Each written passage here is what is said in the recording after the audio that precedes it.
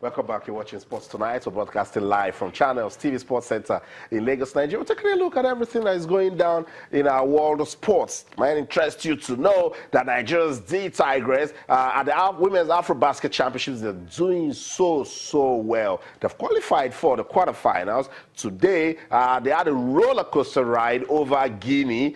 Tomorrow, they'll be playing Senegal. That's in basketball. We'll soon talk about it. We told you that Team Nigeria are part of the team at the Wrestling World Championships in Paris. They've had their way in and they will be competing tomorrow. Just before we went on that break, we told you of all of the plans Edo State government have in restructuring sports in that state. Our customers just picked out two, and the governor told them that they need to present a holistic sports policy. You see, without a policy, you're going nowhere. Yes, so it says, look, get us a sports policy first, and we guide what we are doing. And that is just it. It gave them a mandate. Holistic sports policy for Edo State.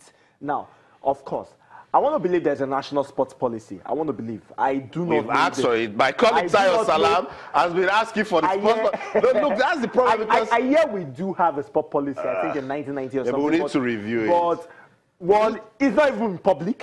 Remember the committee led by Godwin Kienka, the Sports Reform Committee, they try to bring out something also. But we are not having it right now. It's a lot of talk, no action. That's the thing. We're not having it right now. And Edo State is telling us that whether there's a national sports policy, nationally or not, we need a sport policy for Edo State. I think that is a way to go. I agree. I mean, when you have a sports policy in a state, that's your guide. That's a guide. That's right. And they talked about a legal framework. Legal framework for this sports policy. It says we have to put it into law. To put it into law, the legal policy that will make sport to thrive.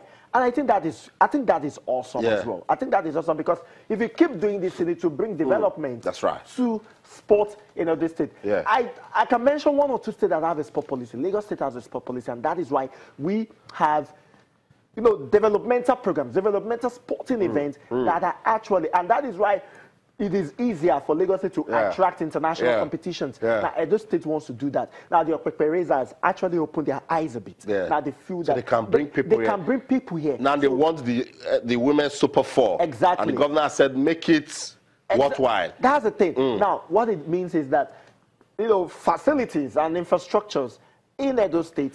Now that you have mentioned infrastructure, you caught my attention because the governor also mentioned that they want a developmental framework, particularly for sporting facilities. The Samuel Ogbemudia Stadium. I mean, that stadium is one of it's supposed to be one of the best stadiums in Nigeria, but is in a very, very bad state. I know. Very, very bad state, and it's something that they want to work on. Now, so I feel that they've got technocrats, people that understand sports, people that have been in sports business, whether as journalists or whatever, they understand sports. So, and of course, they have a deputy governor that, is an enthusiast when it comes to sport. So I think in no time, every other state in Nigeria should look out for Edo State. I feel they are doing something good. That's right. So we'll continue to monitor that. Let's see how they can put words into action. And then some other states, we see what Edo State is doing. And then they'll do that in the end, it is the nation that we gain. Because if all the states are empowered, if they're doing their bids, then at the national level, there won't be any form of pressure.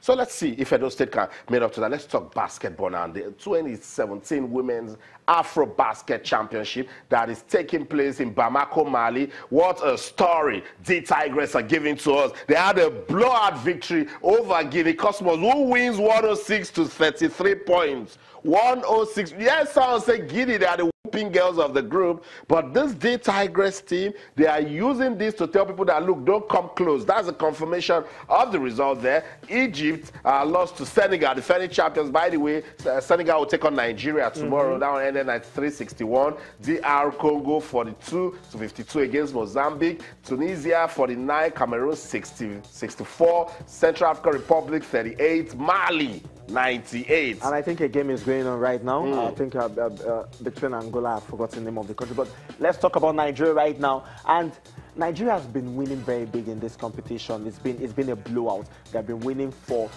the least numbers of points that they lead their opponents is about 20 points. They've been leading with very wide margin, and this shows that there's a business. Last week on the show, I was pessimistic about their performance in the competition, because I felt that the shenanigans happening in the two camps of the Nigeria Basketball Federation might actually affect, but somehow these guys are not allowing it. I mean, these ladies are not allowing it to affect them.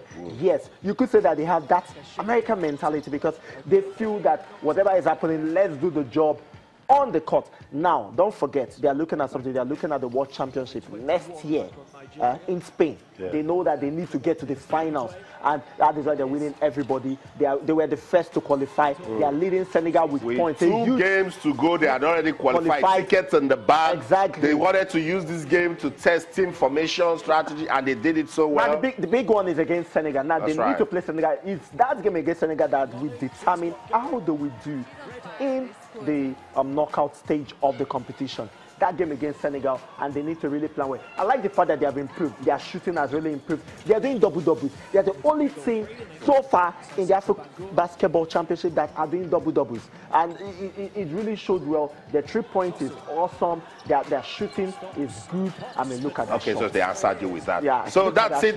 Despite booking a quarterfinal ticket, the D Tigers started the game with intent, leading at the end of the first quarter by 26-8. Now, I've been speaking to some of the girls, and they're saying, look, we understand that after getting this sort of result, people expect more from you. Yep. So they know they cannot afford, they can't even afford to be complacent against Senegal. They are the defending champions. They understand that they can use that one to pass a strong message. But I think they shouldn't play down with any form of pressure. Certainly, don't play down on any form of pressure. Take it one game at a time. Right. And that was what Sam Vincent said, that we're going to be taking every game, one game at a time. And that just it. Now, next one is against Senegal. That is like the huge test that they're going to have so far in the competition. Now, that will determine how the other games in the competition will go for them. They should go out against Senegal. It's going to be a very tight one, but let's see how it happens. But then, as I said, they know how to drive. Their passings are good, but they need to work more on their shooting. Now, they are shooting well, but they need to shoot better,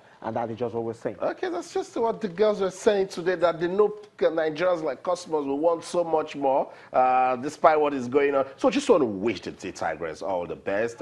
Let's see what they can do against Senegal tomorrow, and then we can keep believing. That's for the women. The AfroBasket is going on. The men, the AfroBasket will start in September, and the news we have here is that 14 home-based players have been invited to the D Tigers camp ahead of the men's FIBA AfroBasket Championship that will take place in Tunisia and Senegal. The players are Abdul Yahya, Azoma Dike, and Eli Abraham of Kano Pillars. We also have Onyeka Okeke, Yakubu Silvanos from Gombe Bulls, Victor Anthony of Rivers Hoopers, and Ibrahim Basit of Lagos Warriors. The others are Musa Usman and Echiobi Victor from Mac Mentors, Joel Ajigba of Civil Defense, and Dalu Egbejiogu of Raptors.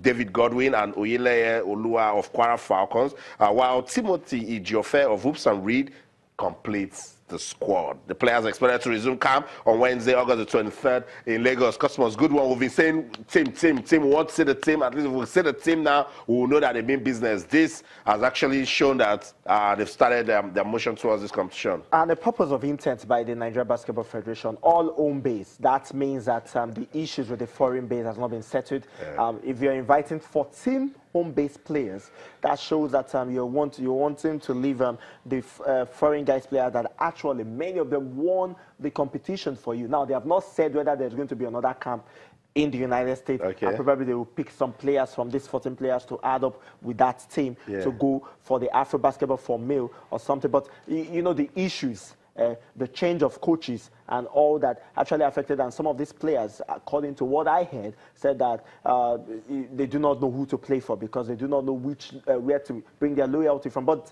now, if this is happening right now, that is showing that we are taking a risk. Now, the last time it happened was in '84 when Nigeria took an unknown team to the African Cup of Nations in Cote d'Ivoire in '84, when Igbede, the coach at the time, and we got to the finals. Unknown players.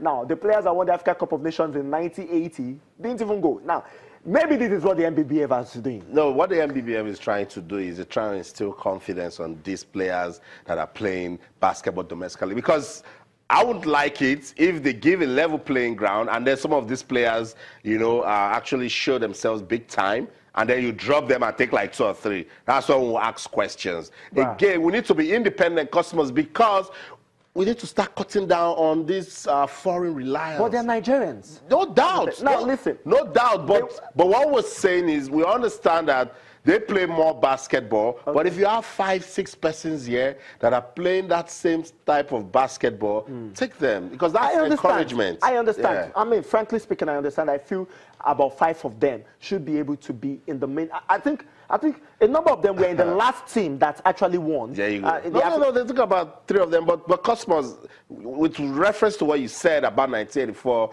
just imagine if they had won. That's what success does.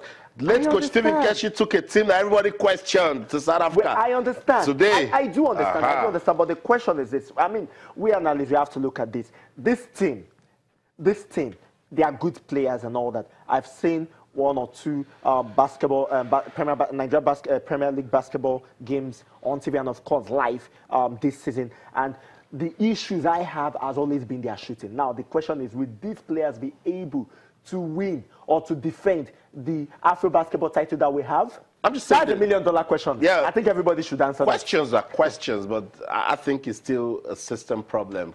Bring all the foreign-based players. Will they win the Olympics for you in basketball? Well, bring all the foreign-based players. Will they win the World Championships for Nigeria? But they won the Afro basketball for the first time in a long while. That's what it is. So that means we can bring in that belief system now, start doing the right things, and put it into this team. Look at the women. Yeah. We're praising them and all that. 80% of them are foreign-based. 80% of them are Americans. Oh, sorry, Nigerian Americans.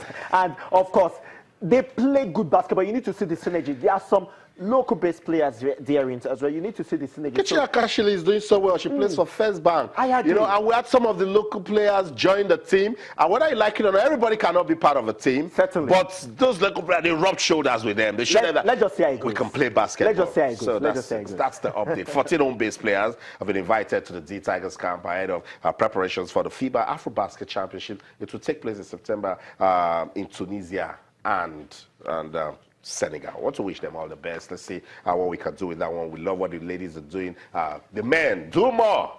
Yeah, let the men do more.